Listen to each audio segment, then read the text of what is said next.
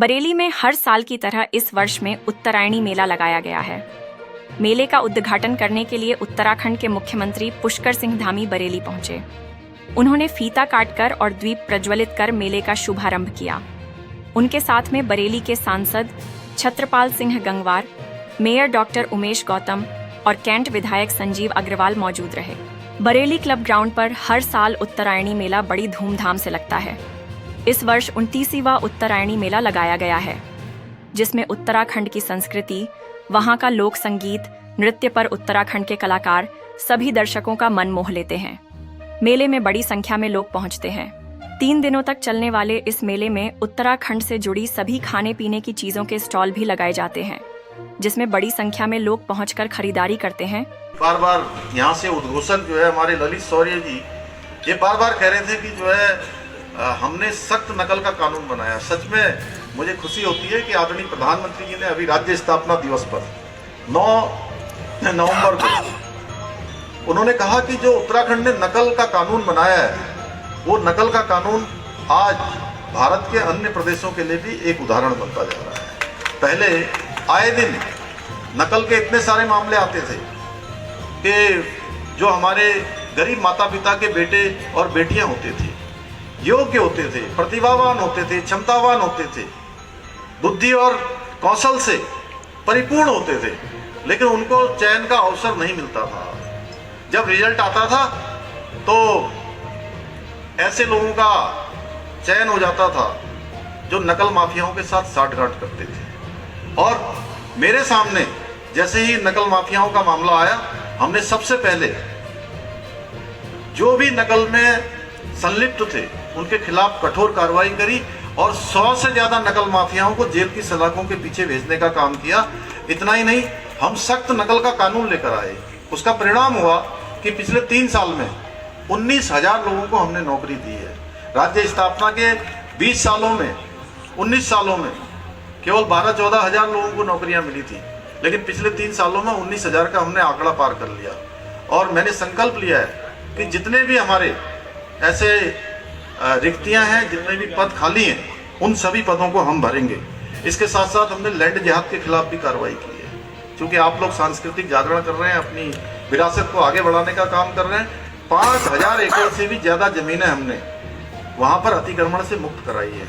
जहां पर कहीं पर कोई धार्मिक स्थान बना दिया, कोई कुछ बना दिया, और एक षड्यंत्र के तहत बड़ी जमीनें वहां पर कब्जा कर ली थी। और इसके साथ साथ हमने थूक जिहाद के खिलाफ भी कठोर कार्रवाई की है, क्योंकि देवभूमि उत्तराखंड जो भी आता है उसके मन में होता है कि यहाँ तो शुद्धता होगी, खाने में शुद्धता, रहने में शुद्धता, वायु में शुद्धता, जल में शुद्धता, खाद्य पदार्थों में शुद्धता। अगर वहां पर भी इस प्रकार का प्रश्न चिन्ह, संशय मन में लोगों के नहीं रहना चाहिए, इसलिए हमने कठोर कार्रवाई की। इतना ही नहीं, देवभूमि उत्तराखंड को एक गौरव आप सबको प्राप्त हो गया है कि देश की आजादी के बाद जो देश का संकल्प था कि पूरे देश के अंदर समान नागरिक संहिता का कानून बनना चाहिए, बाबा साहब भीमराव अंबेडकर जब भारत का संविधान बना रहे थे, वह भी भारत के संविधान के अनुच्छेद 44 में इसका प्रावधान करके गए कि प्रदेश और देश में समान नागरिक संहिता लागू हो सकती है, लागू होनी चाहिए। भाइयों बहनों, ये गौरव देवभूमि उत्तराखंड को प्राप्त हो गया है कि समान नागरिक संहिता का विधेयक बनकर तैयार हो गया, और इसी माह आपको समाचार मिल जाएगा, इसी माह हम इसको लागू करेंगे। और ये गंगोत्री देवभूमि उत्तराखंड से निकली है। जैसे माँ गंगा, यमुना, शारदा, काली, गोरी, गंगा, काफी सारी नदियां हमारी देवभूमि उत्तराखंड से निकलकर पूरे देश को जल और जीवन देने का काम करती है। उसी प्रकार ये समान नागरिक संहिता की गंगोत्री भी पूरे देश को लाभान्वित करने वाली है आने वाले समय में। अवैध मदरसों के खिलाफ हम लगातार कार्रवाई कर रहे हैं और इनके वेरिफिकेशन के जांच के आदेश कर दिए हैं। जगह जगह हमारे जांच चल रही है। जहाँ भी अवैध मदरसे पाए जाएंगे, जहाँ भी कोई व्यक्ति पाए जाएंगे, इनका संचालन करते हुए पाए जाएंगे, उनके खिलाफ हम कठोर कार्रवाई कर रहे हैं। सर, कुंभ में मेला आयोजन किया जा रहा है, कुंभ को लेकर अखिलेश यादव लगातार तंज कस रहे हैं कि वहाँ पाप धोने के लिए सरकार जाएगी। देखिए, जिन लोगों ने कार सेवकों पर गोली चलाई हो, जो हमेशा राम मंदिर के विरोधी रहे हों, तो उनको कुंभ का महत्व समझ में नहीं आता है, इसलिए इस प्रकार की बात नहीं करनी चाहिए। ये एक बहुत ही हमारा शुभ भी और मैं कहूँ पवित्र कुंभ है, जिसमें जो भी जाएगा उसको पुण्य की प्राप्ति होगी। वहाँ तमाम साधु संतारा उनसे भी आग्रह किया अखिलेश ने कि कुंभ मेला समापन होने वाले मुख्यमंत्री जी को अपने साथ लेके चले जाएं।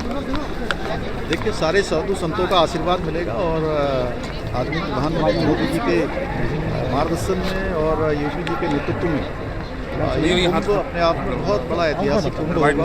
सारे साधु संतों ने पहले से ही देवभूमि हरिद्वार से भी बड़ी संख्या में साधु संत वहाँ गए हैं और कुंभ में लोग स्नान करेंगे। हम अच्छा जल भी जो हमारे यहाँ से जाता है उसको ठीक समय पर भेजेंगे, जिससे सारे लोग वहाँ पर इस पुण्य के भागी बनेंगे। सर, कुंभ में मुस्लिमों की जो है पाबंदी लगाई गई, उस पर क्या कहेंगे? सही फैसला है क्या ये?